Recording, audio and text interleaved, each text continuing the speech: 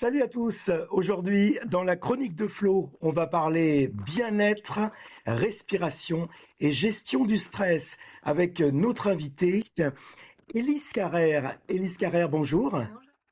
Merci d'accepter de répondre à nos questions. Alors, vous êtes sophrologue sur Annecy.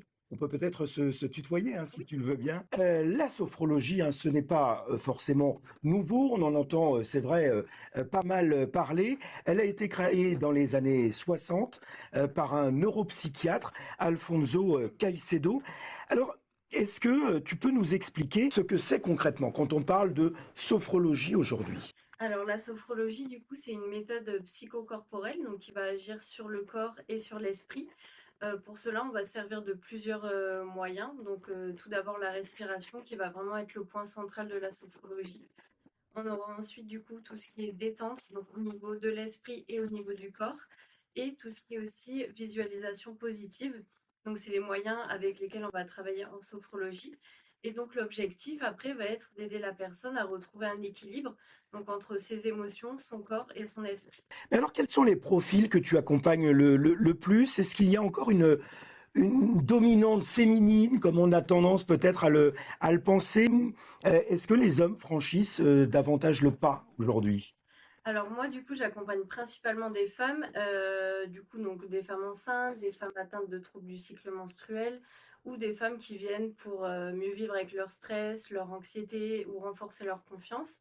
Je sais qu'il y a de plus en plus d'hommes qui franchissent le pas et qui osent commencer la sophrologie, mais il y a toujours quand même une dominante féminine. Alors, dans quel cas, en général, on décide de venir te consulter? Alors du coup, donc ça peut être autour des thématiques du stress, de l'anxiété, de gestion des émotions. Ça peut être aussi pour des troubles du sommeil, des personnes aussi qui peuvent avoir des douleurs chroniques et ça peut être dans le cadre, de la préparation d'un événement. Donc par exemple un entretien, un examen important, un accouchement du coup, dans mon cas. Ça peut être aussi pour, retrouver confiance en soi, pour travailler sur l'estime de soi, voilà, toutes les D'accord. thématiques un peu autour duquel on peut travailler. Est-ce qu'on travaille de la même manière avec une personne qui vient te voir pour un problème de sommeil, un stress professionnel ou une préparation à un examen, par exemple? Alors, l'organisation des séances du coup va être assez similaire, donc les types d'exercices qu'on va faire. Par contre, chaque accompagnement et chaque séance seront vraiment personnalisées, avec le profil de la personne, donc en fonction de son objectif, de ses besoins et de ses ressources aussi personnelles. Ce sont des pratiques que l'on peut refaire chez soi, je dirais assez facilement, ou certaines pratiques que l'on peut plus facilement faire chez soi. Comment ça se passe? Oui, alors du coup, les personnes vont pouvoir refaire la séance, chez elles et du coup, c'est vraiment ce qui va faire la différence et qui sera important dans l'accompagnement, car c'est cette répétition, en fait, des exercices qui va permettre, du coup, leur intégration, sur le long terme et donc du coup, c'est ce qui va faire qu'ils verront après les effets, au quotidien. Parce qu'on distingue deux grands types d'exercices finalement en sophrologie, la relaxation dynamique et puis la sophronisation, c'est-à-dire la relaxation guidée. Tu peux nous expliquer la différence pour bien comprendre entre les deux? Oui, alors les relaxations dynamiques, donc ça va plutôt être des mouvements doux qui vont être associés à la respiration. Donc c'est des exercices qui vont se faire soit debout, soit assis, avec une intention derrière. Donc la personne sera du coup plus active lors des relaxations dynamiques. Pour les sophronisations, la personne du coup sera installée confortablement, les yeux fermés, et elle va se laisser guider par ma voix, donc pour respirer, pour visualiser et pour intégrer des ressentis. Et donc lors d'une séance, c'est les relaxations dynamiques qui vont ensuite aider à préparer la sophronisation par laquelle on va terminer. D'accord. Et selon les personnes, tu vas privilégier l'un plutôt que l'autre, c'est ça? Non, du coup, pour toutes les personnes, on va faire les 2 types d'exercices. Donc pendant une séance, on va faire plusieurs relaxations dynamiques, donc souvent entre 2 et 3, et on terminera ensuite par la sophronisation, parce que justement ces relaxations dynamiques vont permettre de se détendre, de se reconnecter à soi, à ses sensations et d'atteindre un état sophroliminal, donc c'est-à-dire entre veille et sommeil qui va être important du coup pour la sophronisation. Et donc ces relaxations dynamiques vont vraiment aider à préparer la sophronisation qu'on fera ensuite. Est-ce que tu travailles sur un nombre fixé de séances à l'avance ou est-ce que l'accompagnement s'adapte finalement au rythme de la personne? Oui, un accompagnement, donc moi, c'est souvent entre 6 et 10 séances. Après, bien sûr, ça s'adapte au rythme de la personne, ça s'adapte à ses besoins.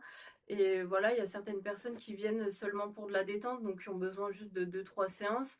Il y en a d'autres qui ont besoin de plus que 10 séances parce que ça leur fait du bien, que c'est un moment pour elles, qu'elles en ont besoin. Donc voilà, après, ça dépend vraiment de chaque personne et de ses besoins. Alors, en tant que sophrologue, Élise Carrère, hein, tu l'as dit tout à l'heure, tu es spécialisée en périnatalité ainsi que dans l'accompagnement des troubles du cycle menstruel. Dans ces deux cas, en quoi la sophrologie peut avoir un effet concret sur la femme? Du coup, dans ces cas-là, donc la sophrologie va permettre de mieux vivre le stress, toutes les émotions, mais aussi les changements du corps que les femmes peuvent rencontrer. Elle permet également aussi d'accompagner les douleurs qui peuvent être ressenties ou tous les désagréments que la femme peut rencontrer lors de la grossesse. La sophrologie va aussi permettre de se reconnecter donc à soi, à son corps, mais également à son bébé, donc pour les femmes enceintes. Et elle va également aider du coup à renforcer sa confiance et à porter un regard plus bienveillant envers soi-même. Alors on parle de périodes très sensibles, hein, forcément, dans la vie d'une femme. Est-ce que la sophrologie permet aussi de se reconnecter à son corps, à ses sensations? Oui, tout à fait. Donc la sophrologie va vraiment permettre de se reconnecter donc à ses sensations, d'apprendre à plus s'écouter et tout ça sans jugement. Et cette reconnexion change forcément aussi le rapport à la maternité ou au cycle? Alors oui, car cette reconnexion va permettre aux femmes donc d'être plus à l'écoute de leur corps, de leurs besoins et ainsi donc de vivre la maternité ou le trouble du cycle de façon plus sereine et confiante. D'accord. Alors pour cette spécialisation, tu as été formée auprès d'une sage-femme, me semble-t-il. En quoi cette formation a-t-elle enrichi ta pratique? Oui, alors j'ai eu la chance d'être formée par Camille, donc une sage-femme qui est maintenant du coup devenue sophrologue. Et donc cette formation m'a permis vraiment d'enrichir mes connaissances, donc particulièrement sur tout ce qui était troubles du cycle, donc sur l'endométriose, le syndrome des ovaires polykystiques, mais aussi d'autres troubles du cycle menstruel.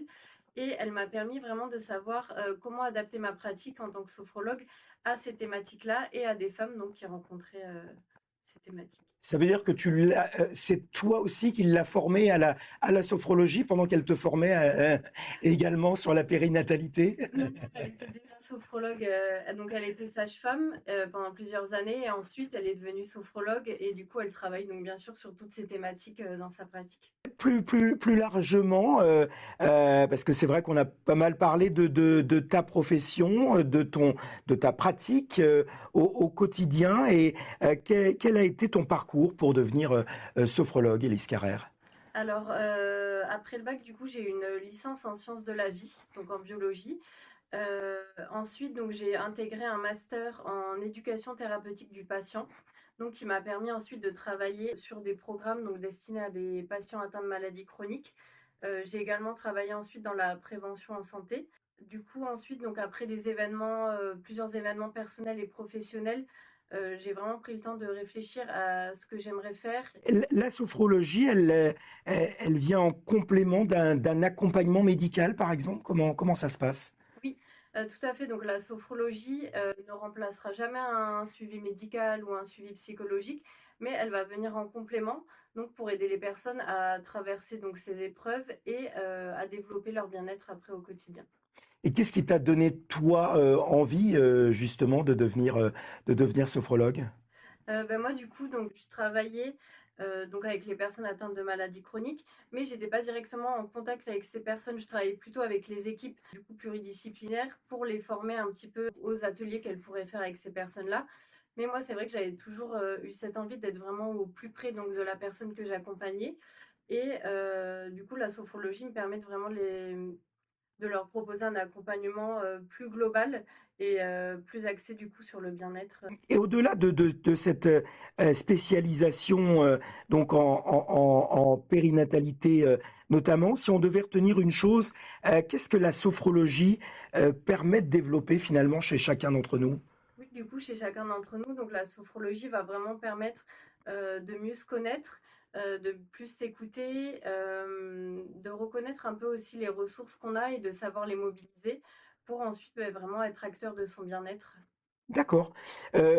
Alors, si on devait repartir avec quelque chose de concret, je dirais, y a-t-il un petit exercice simple que l'on peut essayer dès ce soir, par exemple, à la maison? Comment ça se passe? Oui, vous voulez que je vous montre du coup? Ah ben pourquoi pas, si tu as possibilité Faut que je reste assise de nous dessus. montrer, ouais. Donc c'est un exercice assez simple du coup qu'on va pouvoir réaliser assis et qui peut se faire dans des situations où il peut être un petit peu compliqué donc de bouger ou des situations de stress, ça peut être fait rapidement. Donc vous allez pouvoir poser une main sur le ventre et l'autre main du coup sur les lombaires. Et donc si vous pouvez vous fermer les yeux, mais sinon vous pouvez le faire les yeux ouverts. Et en fait, cet exercice va vous aider à respirer donc avec le ventre, à mobiliser votre respiration abdominale. Et c'est donc la respiration qui va aider à se détendre et à s'apaiser. Donc du coup, c'est très simple. Donc, vous allez pouvoir inspirer en gonflant bien le ventre et ensuite expirer tout doucement par la bouche. On sentant bien vos deux mains se rapprocher. Et donc cet exercice, vous allez pouvoir le refaire 3 fois. Eh ben, merci beaucoup, Élise Carrère, pour cette belle démonstration. Alors, pour ceux et celles qui souhaitent prendre rendez-vous avec toi, où est-ce qu'on peut te retrouver? Alors du coup, je reçois en cabinet, donc en présentiel sur Annecy, mais je fais aussi des séances en visio. Donc, D'accord, ok. Et tu as un site internet hein, également où on peut retrouver toutes les informations. Tu peux nous le donner? oui, alors c'est elise-sophrologie.fr. D'accord, voilà, il va s'afficher également à l'écran. Eh bien, merci beaucoup, donc, Élise Carrère, en tous les cas, d'avoir accepté de répondre à nos questions. On rappelle donc que tu es sophrologue sur Annecy. Merci à toi. Merci beaucoup Florent. Retrouvez cette chronique sur les différents réseaux sociaux, Facebook, Instagram, LinkedIn, ainsi que sur ma chaîne YouTube, Florent Thierry, journaliste. Je vous dis à très bientôt pour une nouvelle chronique.